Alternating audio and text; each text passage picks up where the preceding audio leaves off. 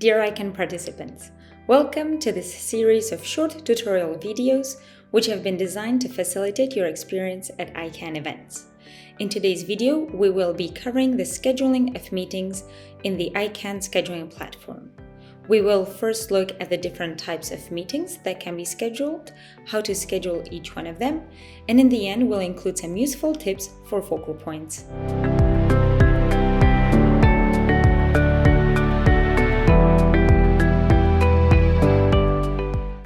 Before we dive into the actual scheduling of meetings, we need to take an important decision. We need to decide which time zone will be applicable to our platform. We can do that by going into our profile on the top right, click on Settings, and then choose Language and Time on the left side. It gives us two options. Either my device's time zone, which means that whichever time appears on the platform, that will correspond to the time of my computer at the time of using it. The event time zone will mean that the time displayed on the platform is a fixed time corresponding to the timing of the event, in our case, Nigerian time. As an example, if I use the event time zone and I schedule a meeting at 10 a.m., that means that my meeting will happen at 10 a.m. in Nigeria. On the other hand, if I would be using my device's time zone, my 10 a.m. meeting would translate into a 4 p.m. meeting in Nigeria, as I am based in Montreal in Eastern Daytime. This is useful to know and to adapt according to your method of participation. If you will be participating in person, it is advisable to use the setting of event time zone so that you are sure to schedule the meetings at the time that you will actually be meeting in Nigeria. However, if you will be participating remotely, you could use my device's time zone to make sure that you know at what time you have to connect to the meeting based on your respective time zone.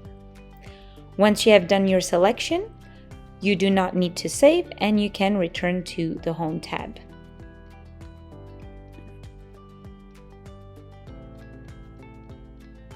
There are two ways how you can schedule a meeting on the ICAN platform.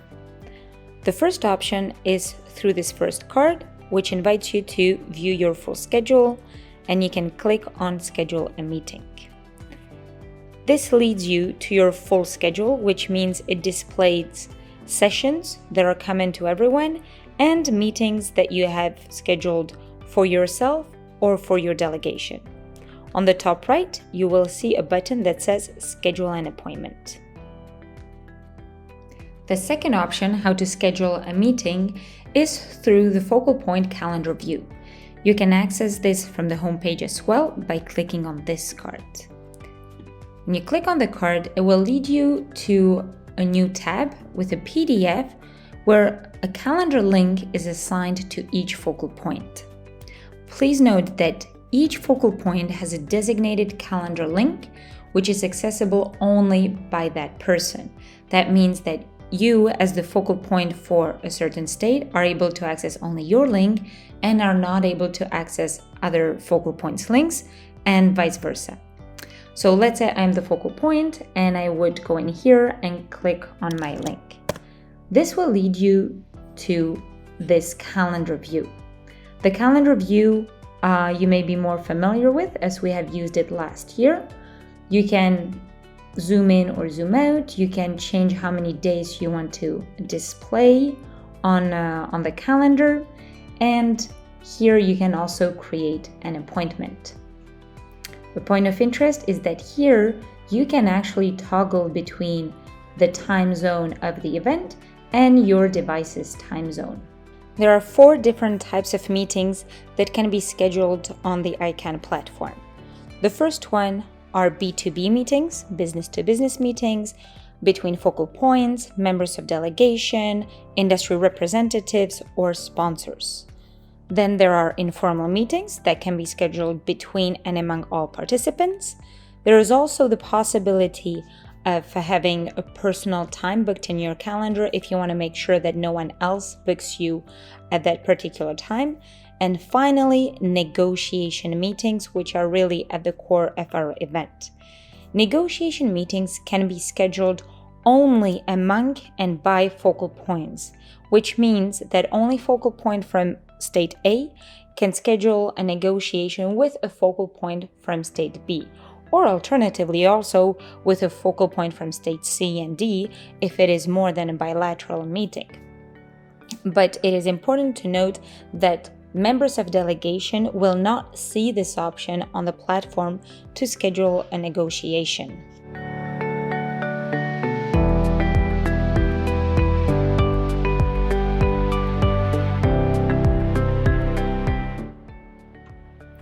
Finally, let's get to some scheduling. We can go here to My Schedule or any of the other options, schedule an appointment. Here we would choose, for example, scheduling a negotiation meeting. We would choose an attendee, which would show us all the focal points that are participating to the event. Let's say I would want to meet with Jordan. I would type in Jordan, and it would show me who is the focal point for Jordan. For the purpose of this demonstration, I will be scheduling this meeting with my colleague Dana. So as you can see, it also finds attendees by first or last name and by country as well. So I would click here and add one attendee. We now need to choose a time and location for the meeting. So we can go ahead, click on choose, and I want to meet with Dana on Wednesday at 10 a.m. until noon. It is important to note that I'm scheduling in Central European time zone, and that is because this is the setting that I chose in my profile when I had the option to choose either the event time zone or my device's time zone. You can also see it written here, schedule is in Central European time zone.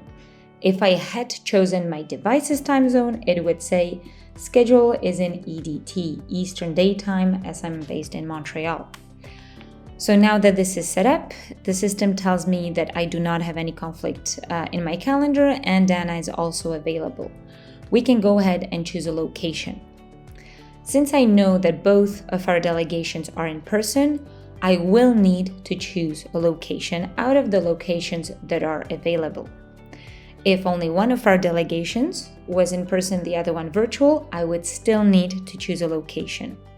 Only in the case where both delegations are virtual, we could choose the room that says negotiations virtual. So now I will go ahead and choose room 11. The names of these rooms will be eventually adjusted when we agree and get more details from the venue. You can go ahead and confirm. Now, going further down, we see there is a checkbox for virtual access. This is highly recommended to be kept checked because it will automatically generate a Zoom link for the meeting. Even if you are meeting in person, it is good to have it as a backup just in case. You will then need to type subject of the meeting, something that is easily recognizable. So we recommend to use, for example, state A, which would be your state, the state that you're meeting with, the subject of discussion. That could, for example, be amendment, etc. And you can also put a description over here. The private note essentially equals description in this case and does not have to be added. At this point, we can go ahead and send the appointment invitation. The meeting invite has now been sent, and we can see that it appeared in my schedule when I scroll down. Wednesday at 10 a.m. Central European Time Zone. This is the meeting with the subject. If I go now to the calendar view with the URL from the PDF, or if I have saved it somewhere on the site or bookmarked it, I would see that it also appears here as well. So I will just zoom out, and I see that it appears 10 a.m. in Central European Time Zone, which is exactly what I wanted.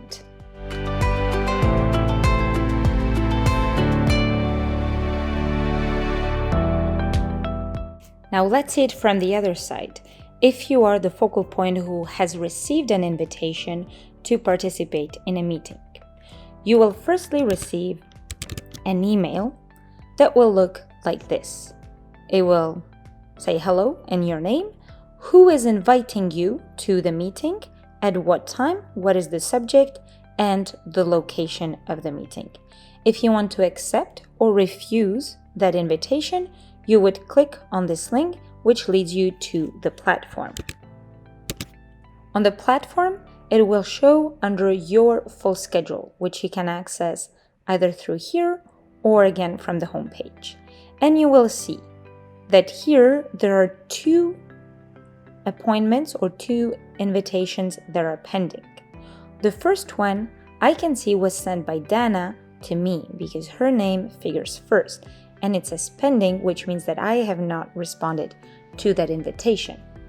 On the contrary, on Wednesday, we see the invitation that I have just sent, which is coming from me, therefore I am the first person, and the invitee is Dana. And it also is pending because I am expecting an answer from her.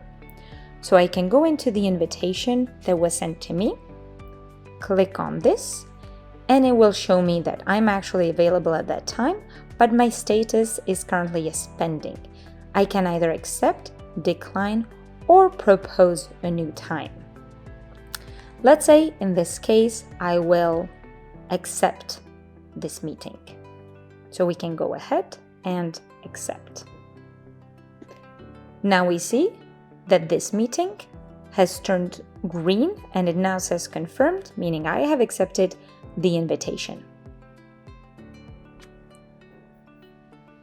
Once you have accepted the invitation, you can go back to it and click on it, and you will see that you can either join the meeting online, so it would lead you to the Zoom link. You can still decline it if your plans have changed, or you can propose a new time. So let's say we'll try to propose a new time.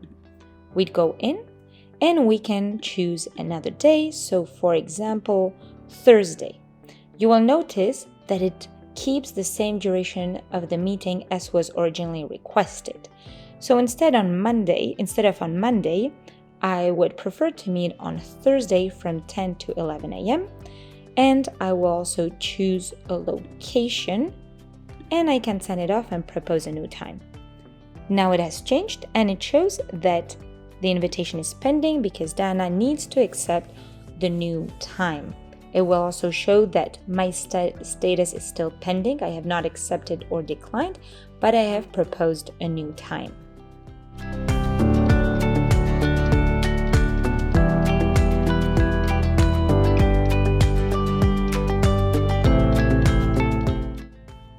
We believe, or we certainly hope, that the platform is simple and straightforward enough for everyone to be able to use it without any issues. But it is always handy to have some good, useful tips at hand to be even more efficient. In this regard, I would like to share with you today 2 tips that can make your scheduling easier and smoother. The first one relates to the calendar. As I have shown before, your calendar link can be accessed from this card on which you click, and this is the link that will lead you to your calendar view. This calendar link actually can be copied and saved as a bookmark or somewhere on the side whenever you need to create an appointment. It has the same login rules as the main platform, meaning if you have logged in with a verification code, it is valid for 24 hours. Once that expires, it will prompt you to log in again and it will send you a verification code again. The second tip for today is to help you manage the meetings within your own delegation. So you can see, you can access your schedule over here, and you want to make sure that members of your delegation are aware of when the meetings take place and that their calendar is booked accordingly. What you can do is click on the meeting, either the one that you sent or that you have received, and you can then add it to your personal calendar. That would be either Outlook or whichever email provider you are using, and then you would send it internally to members of your delegation to book their Outlook or other types of calendars. What you can also do in order to make sure that your members of delegation can join virtually is actually to copy the Zoom link. So let's say you have sent the invite or accepted it, you could right-click on this Join tab, copy link address, and this will lead you to this type of link. If you copy this link into a browser, it will lead you to Zoom and it will prompt you to launch the Zoom app and connect to the meeting. So that can be used as well and disseminated internally within your delegation. Congratulations! You have now mastered the scheduling of meetings on the ICAN platform. If you have any questions, please feel free to reach out to us at the email in the description down below. It will be our pleasure to assist you with that. And if there are any recurrent questions, we may include them in some future videos. Thank you very much for watching, and we look forward to seeing you soon.